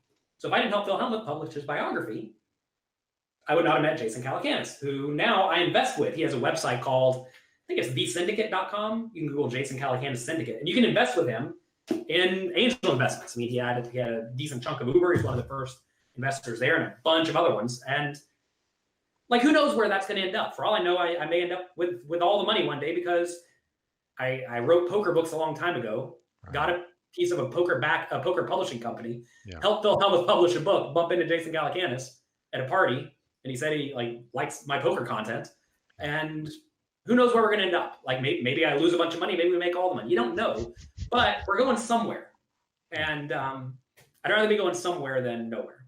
Yeah. And if you don't interact with people, if you don't provide value, you don't have a good time, you don't enjoy yourself, and help other people enjoy themselves, you're going to go nowhere. Right. And if you're not enjoying yourself or interacting with people, what kind of a life are you really living? Ultimately, probably not that happy. Did you find that kind of having your hand in a lot of different buckets, like piece of the staking site, piece of the publishing site, was that one of the things that kept things fresh for you and kind of kept you excited and mixed it up between just the playing? Like, were there perks beyond just the financial investments and the financial rewards is what I'm really asking. Yeah, sure. I mean, I've read like all the classic poker books and many of them that come out today. And like, I just like reading poker content. I like that. So now I get to have people write the books that I want to read, right? Like I get to cultivate my own books. The Poker Backing Company that I'm involved with, I got involved with them because I wanted to learn from their coaches, right? I wanted the training that their backies get without, I don't want to go get backed by them, but I want to learn from the material they give their backies. So I try to figure out ways to get the knowledge that I want very specifically. I mean, just the other day, we had Jonathan Jaffe do a webinar for the poker coaching members. And Jonathan Jaffe, I beat him out of that fun Globe Trophy at Foxwoods. He took second place to me. Since then, he's won a WPT. He's coaches tons of people, and I think he's like one of the best players in the world. And again, because we play well with others, and we're nice and we're fun and not a jerk, he's happy to work with me, right? Yeah. And so I try to get the content that I want, and fortunately, I'm in the situation to do it. Like with Fedor Holz, right? We have 2 pieces of content on him and Poker Coaching Premium, and I want to learn from Fedor. So it turns out if you play well with others, people will play well with you. Yeah. Can't talk. People will play well with you. Yeah. I run out of breath. It's okay. Take a moment. It's hot in my sauna. Take a moment. Breathe in. I know it's something you usually forget to do, but breathe in through your nose and out through your mouth. That's how you get the most relaxation. It's hard. Yeah. That's one thing I found with streaming that's tough is because when you're streaming or doing a webinar, you need to talk so much and you need to kind of keep pace that you kind of have to mouth breathe just to keep going. And that's one of the reasons that content creation is so exhausting. That does make sense. Because I know if you stream for like 8 hours in a day, I'm always whipped after 8 hours. Yeah. Like I'm done. Yeah. There's a big difference in terms of the way your body like oxygenates and balances the oxygen and carbon dioxide levels when you nose breathe versus when you mouth breathe. And when you breathe through your mouth, you're just like very quickly dropping your everything, basically your immune system, your energy, your all that. So it's where the nose breathing, when possible, can go a long way to be a very helpful and very quick recovery tool. I took 5 days of training on that because just to learn to breathe in through your nose. Just to repattern nose breathing from mouth breathing. It's called, because there are a lot of people who are hidden hyperventilators, is what they call them, who are mouth breathing without realizing it. And when it listed off all the negative effects of it, I was like, okay, that kind of sounds like me. And they give you an exercise where you put tape over your mouth at night. Now, you could rip the tape off easily, but you put tape over your mouth to see if you can breathe through your nose throughout the night. And for the first week I did it, I couldn't do it because I was patterned to breathe through my mouth. So I'd have to rip the tape off and breathe through my mouth. And I was waking up tired and I didn't have energy and all these things. And then after consciously focusing on just breathing through my nose throughout the day while I'm exercising in any situation I can, I started doing the taping again for 2 weeks. And I was able to sleep through the night, no problem, only breathing through my nose. And I've had way more energy ever since. I'm more calm. I feel less anxiety. And I just feel more clear since doing that. So it was one thing that seemed like, no way can that make all the difference. And then I found out there's like 5 books written on the subject.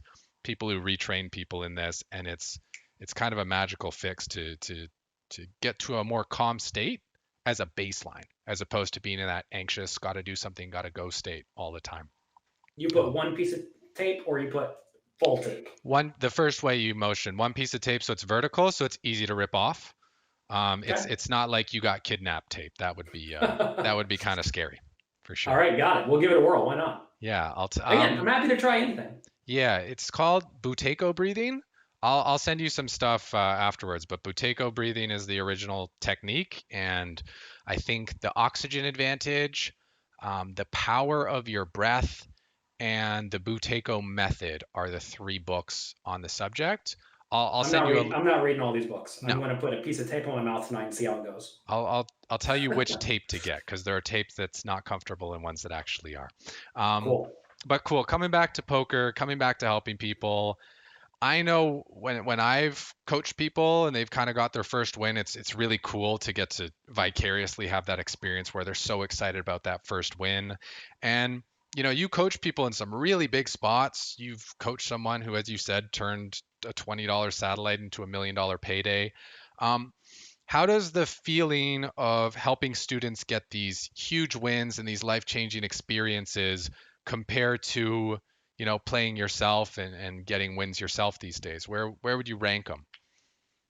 I suppose I'd rather have a win myself, but I definitely think that there's a huge amount of value and just happiness and pride in helping someone who perhaps would not have achieved the level of success they have without your input, right? Mm-hmm. And I have helped quite a few people in like big final table spots, but also a while back when they did the Global Poker League, 2 of the European crushers randomly came up to me and they both said that they started learning on my training site like 4 or 5 years ago. Mm-hmm. It's like, here we are. We have these crushers now who are winning significant life-changing amount of money because they found my work, they worked hard, and they applied themselves, right? And maybe they would have found someone else's work if they didn't find mine, but it's good to know that, completely unprompted, they come up to me and tell me that they appreciate the work that I have done. And that happens all the time. Like in the World Series of Poker, it takes me forever to get anywhere in the World Series because everybody wants to stop and talk, which is great. It means that we are doing good work and making a positive impact. Yeah, for sure. And you were the one kind of doing all the content yourself for a long time. You talked about how Sit and Go Icons initially had a group of guys and they all left. You kind of took it over. Float the Turn, you did yourself. You have like 700 videos on there or something. It evolved into poker coaching. And just around, I guess it was January, you made the decision to expand the team. You brought myself on, Alex Fitzgerald, Matt Affleck, and I wouldn't be surprised if we see some more people come on over the next couple of years. What led you to decide, hey, it's time to expand this thing. It's time to, share the wealth a little bit and share the audience a little bit and bring some new names to the roster? Essentially, I want to provide training content that essentially everybody likes, right? Because I realize everyone doesn't like me and everyone doesn't like you, believe it or not. So if I can bring on different people who have an audience or who people will enjoy, who I think people will enjoy, Mm-hmm. then maybe they'll come to my site, right? And I mean, every coach is different and there's value in that, right? I mean, I want to learn from all of you coaches. I wouldn't hire you if I didn't want to learn from you. Yeah. And also, if I hire other people, I don't have to do all the work. Essentially, though, back on Float the Turn, I did have a lot of coaches. At one point, we had like 15 coaches. Oh, really? But we had to get rid of them because we weren't making any money. And the reason we weren't making any money is because we were spending too much on content. And now the business is significantly bigger, so we are happy to spend on content. Mm-hmm. Okay. But yeah, I mean, why not have more good content is what it amounts to. If I can provide it to the students, I'm happy to do it. Yeah. Yeah, and it allows you to cover a lot of different things. You got your high stakes tournaments, small stakes tournaments, mid stakes cash, small stakes cash. And if you can bring an expert on who wants to kind of expand their offering and, maybe not just be a player and a private coach, but wants to get in front of a larger audience, you're like, hey, I've got the perfect platform waiting for you here. Come join the team. And it's an easy, smooth transition. That's exactly right. We were always trying to figure out ways to make it easier and easier because one of the issues I run into in finding new coaches is that poker players don't want to do a whole lot of work. I mean, like you do good work, and Alex Fitzgerald and Matt Affleck, they both do plenty of stuff independently on their own. So you three are all motivated to work very hard, which is great. Like you already do the work. But a lot of other poker players do not. So, I mean, the current struggle I have is getting some of the best players in the world to work with me. So I'm trying to figure out ways to just make it as easy as I possibly can. So if you're a world-class player and want to work with me, let me know. We'll make it easy on you. Yeah. I think one thing with that, I mean, one is people don't necessarily want to give out information, although I find a lot of information's coming to light, coming to surface, and if people want to look for it, it's there. I don't think all information is pretty much out there. I mean, maybe you have a few tips and tricks that other people don't know, but it's all there if you want it. So it's just a question of, do you want to be the one delivering it? Yeah.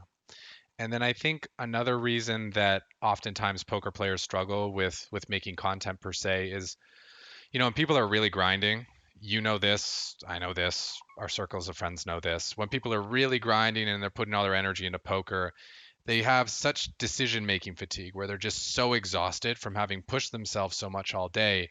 And when they don't know how to recover, they don't have the energy to then get into another different headspace, right? Because poker is very much, you have to process a lot of information, then act on what you come up with. Whereas creating content, you have to be a bit more in a creative state. So it's a different headspace, and it takes a lot of energy to shift to that other state. For sure. And whenever I'm traveling and playing poker, I make no or a little to no content for my business unless it's like pressing and I need to do it purposely. I do a lot of work on the business for about 2 or 3 weeks, and I play poker whenever I'm playing poker. The only thing I do is make video blogs, and but like that's pretty easy. So I mean, maybe I'm not recovering properly, but yeah, I have a difficult time with that too. After I am done playing poker, I just want to relax. Yeah. And, that's okay.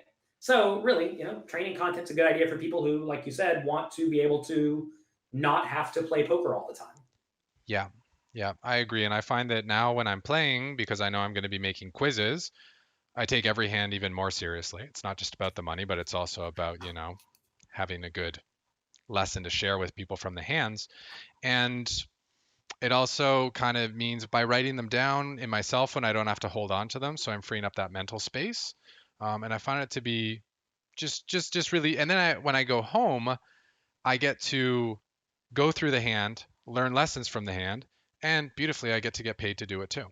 So there's now think of the value in just going to play and trying to play my best, and then getting paid to study. It's the most beautiful thing. On the topic of recovery, because I'm someone who, addictive personality, pretty A-type, go. Had a lot of difficulty recovering, and I found a few things that really helped, a few modalities that really helped that were basically, kind of want to call them like assisted relaxation.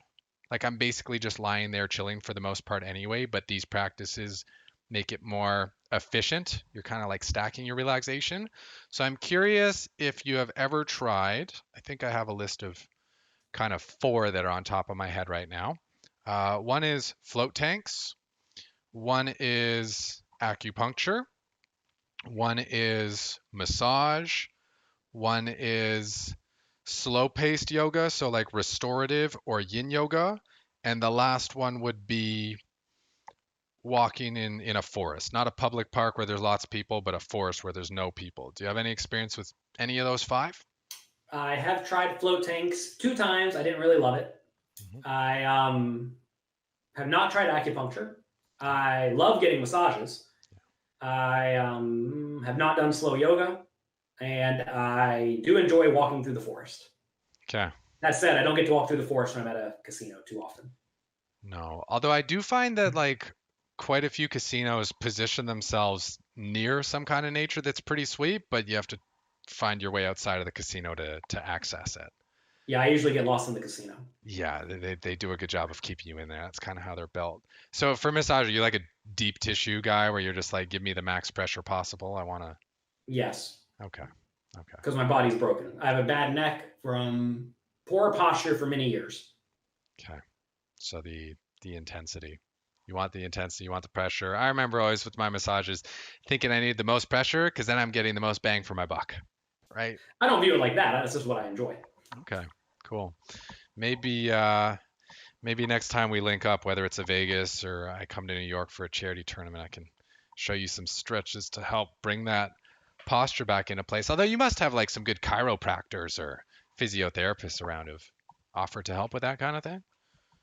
They are certainly around, but I do not utilize them. You just focus on the business relationships. Those are your kind of people, eh? You know, some things, whenever you're very busy, some things must get neglected, right?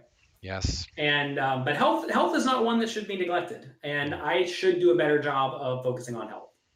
And I recognize this. I'll tell you though, like once I had the two kids, my like morning workout time went away, and it is what it is to some extent. So now I have to make time during the day. Daytime's work time. Right. I mean, I'm telling you, I'm at home in New York City. I don't really go outside a whole lot. I'm sitting in this room grinding. Yes. Because I'm a grinder. You're a grinder. But yeah, perhaps to detriment. Like I said, we go hard. Yeah. I should reread Professional Organization for Degenerates. Yeah. I mean, if it didn't show up so poorly on search, maybe poker coaching could just be wegohard.com because all your instructors are pretty much maniacal content creators. Yep. We're all a little bit insane, but it's good. People love getting an infinite supply of content, so we're doing good work. Okay, so the kids, you had your solid routine, and then you just threw not one but two wrenches into the works, and now you juggle. I mean, you just make it happen, right? Kind of like you have to put all this content on the internet, or you go to prison. You have to take care of your children, or you go to prison. That one's literally true. Yeah. So you just have to. I will definitely tell everyone, if you enjoy your life and it's perfect right now, you probably don't want to have kids immediately. But the kids are great. I've been very lucky with two little boys, and I'll do my best with them. Yeah. They find you give you just a lot of excitement, a lot of novelty, a lot of just, fun added to the mix. I don't know about excitement, but certainly novelty and fun. Okay. Kids are a grind too. Waking up at 6 a.m. every day and changing diapers is, it's not what everybody wants to be doing at 6 a.m. Yeah. But you do it, and you do it happily. Because, again, your job is to serve others and better their lives. And if you let your kids sit in their poop all day, you're not bettering their life. You're just leaving them in a pile of shit. Yeah, it's not good. Cool. All right. We're coming close to the end here. So speaking of helping people better their lives, you put tons of content out there on all the channels. For someone who's looking to be semi-pro, looking to, really make good income from their side hobby, what do you think the 1 to 3 most important things to avoid are? Well, are we presuming these people are good at poker already? Yeah, we're presuming these people, they're already playing, they're making decent money, and they kind of want to they want to kick it up either by making more or being able to, whether it's either becoming a better player or being able to put in more hours and still maintain the same win rate. What would be the key things to avoid? Because those people already know what to add, but they might not know what's causing them trouble. The most obvious thing is avoid whatever vices you have, because nothing will deplete your bankroll and your focus faster than various vices. This can be drinking, partying, some relationships you have, gambling on other stuff, playing out of your bankroll, playing in tough games, whatever. Figure out what your actual problem is and just get rid of it immediately. I know one summer where I did particularly bad at poker at the World Series, I was betting on sports the whole summer. And I basically broke even on the sports, but I lost at poker. And looking back, I'm like, oh, I paid attention to sports for half the summer, and I was not focusing on poker. So even though it wasn't necessarily a suck away from my bankroll, it was because I played worse poker, right? So you want to figure out things that are harming your poker or could potentially harm your poker and get rid of those. You just have to get off of them. You must. Next, make sure you do play within your bankroll, right? A lot of people are all about taking shots. And to be fair, if you do have a job, you don't need a gigantic bankroll if you can replenish your bankroll with work money. That said, if you're treating poker professionally, you can't really reload, right? Like if I go broke, I'm just going to be in a mess, and I don't want to go broke. So be relatively disciplined. That said, if the game is particularly soft, don't be afraid to take a little shot at it. Slightly bigger game, or 2 times the size of normal, or maybe 3 times the size of normal. But if you normally play 5-10 and a 50-100 game opens up and it's soft, and you have 20K in your bankroll and you're going to put 10K on the table, it's probably not a good idea. So be smart about that, and learn how to not go on tilt. Learn how to play your best or very close to your best almost all the time or all the time. I mean, like my I don't know, B game, C game, whatever you want to call it, where I'm not playing my best, is still very, very good because it's just solid, fundamentally sound poker. Maybe perhaps not adjusting quite optimally. Whereas other people's C game or F game or whatever is awful. Like they're just giving it away. So you want to get to where even when you may not be focusing to the best of your ability, or when you are perhaps a little bit annoyed, whatever, you're still going to play good poker. Okay. So we've got 3 things to avoid are whatever your vices are, which can be, 1 to 100 different things, but find out what that You know what your vices are, though. Like, everybody knows what their problem is. This is a matter of accepting it. Yeah. And recognizing it, right? Yeah. And we got to get rid of those. Yeah. And your vice it's not just necessarily what costs you money, but it can be what's taking your attention away from what's more important. I really like how you mentioned that, like the sports betting thing. It wasn't that you lost money betting sports, but because your focus was in a different place, you missed out on all this, the opportunity cost was very high.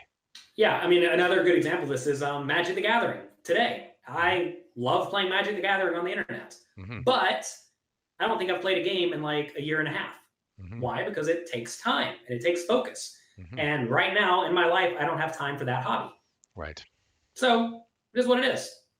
Yeah. You can pick it up later whenever I don't have kids and all of my students vying for my attention and my work. And that's okay, right? I'm cool with it. I don't mind doing the work. Yeah. That said, you do need to have time for some hobbies and fun, but that was one I was willing to put on the back burner for now. Right. Because opportunity cost is too high. Yeah, totally agree. So vices, kick them, get rid of them, be real with yourself, let them go. Practice good bankroll management, because when you take shots at big games, it's very likely you're going to go bust. Well, right? It's just you'll either get rich or you'll get broke, but getting broke is really bad, and getting rich is only pretty good. And the thing is, even if you get rich taking a shot, it's likely you're going to be hooked on the rush of playing in that bigger game if it was that much of a jump. So you're probably going to keep playing it even though you still aren't adequately bankrolled for it. Yeah, something I see happen a decent amount, like a sob story I get a lot is, all right, I'm a 1-2 player. I'm winning at 1-2. I took a shot at 2-5. I won $5,000. Then I went on a downswing and I lost my whole $10,000 bankroll. And it's because they viewed themselves as 2-5 players now. Yep. Whereas in reality, they were 1-2 players taking a shot at 2-5. And they did not move back down when things started to go poorly. Or maybe they just played all the time instead of in particularly soft games. Like when you are taking shots, by the way, you want to be taking shots when the game is overly soft, not when like just a random time. So you want to have a really specific reason why you were playing bigger than normal. Yeah. So it's definitely important. Yeah, completely agree. And then that third point about controlling your tilt and eliminating tilt will also just kind of happen with point number 2 about the bankroll shot taking. And also when you deal with your vices, point number 1, you're a lot less likely to go on tilt. And also, go ahead, sorry. Well, just because once you've dealt with your vices, you're being more real with yourself. Whereas when you have vices, you're less likely to be real and being honest with yourself, so you won't catch yourself when you're on tilt the same way as you will when you maybe that's really it, is just be honest with yourself. Yeah, be honest with yourself. It's easy to lie to yourself, and you don't want to do that. Yeah. Always take a step back, look at yourself from outside of your head, and say, am I being smart here? And I mean, certainly I've done plenty of things that are dumb, and I probably will do some dumb things in the future, but I always do my best to step back and observe. Yeah. You mitigate the risk when you're thinking you may be doing something dumb. So that might answer my last question, but you have the opportunity to add one more because we said being honest with yourself is just a really important mindset to have.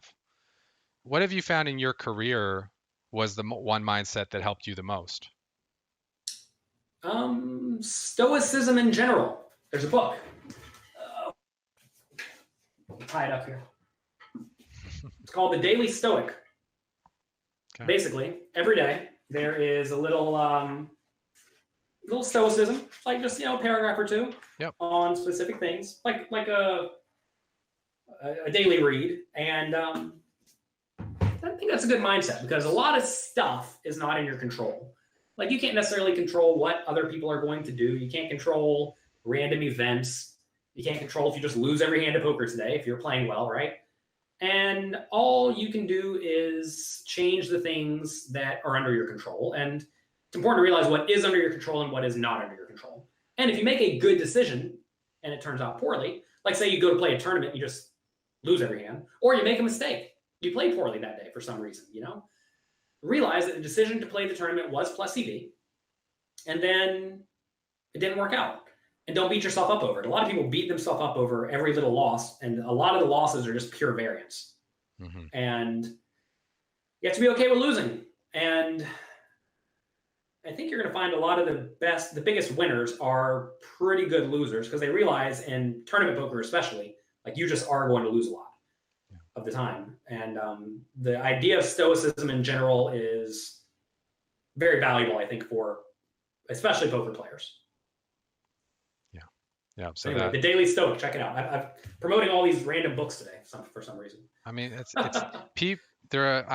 someone who listens to podcasts, and when I get a list of books, I go look them all up. I might buy all of them. So especially when, well, we've talked about all your books, but you've mostly been promoting books that are non-poker books. And I think people who are listening to poker podcasts really appreciate that because it gives them a different perspective and it helps them have a chance for their brain to grow in a different way, as opposed to kind of being just all in on the poker box. So, I mean, I think it's a treat that you've thrown out those books in the mix. Well, thank you. I mean, if people want to get good at poker, go to pokercoaching.com and get a free trial. That's already done for you. The other stuff is what's a little bit more scattered. Yeah. And I mean, you kind of covered it there. So we've got your socials on the screen. So if people want to follow you on YouTube, the channel's there. We've got your Instagrams right there. Your Twitter's there. On your website, people can email you very easily. And do you just want to give us a quick rundown of what's happening at Poker Coaching Premium now? Because there is the free trial, but there's a lot of cool stuff inside. Your training site isn't like the other ones out there. What can people expect when they come study with you at Poker Coaching Premium? Well, I made the site that I wanted to have. That's always what I'm trying to do, is make what would have helped either young Jonathan Little or current day Jonathan Little. And what is included in Poker Coaching Premium is a whole pile of interactive quizzes. You've made some, the other coaches have made some. I've made some, like, 500 of them or something like this, where we go street by street, putting you in our shoes and asking, what would you do in this situation? And then giving you feedback in real time, us talking to you through audio about what we thought about each decision. It's like pre-flop. Say it folds to you in the cutoff, you raise, big blind calls, flop comes, your opponent checks. Do you check, bet small, bet medium, bet big, right? And then we'll grade you. We'll give you scores. And like I said, over 500 of those, and we're adding many new ones every week. So that's there. Also, we have a homework webinar each month where I present a situation where I ask how to play your range against your opponent's range in a specific scenario, pre-flop, on the flop, usually on the turn, usually on the river.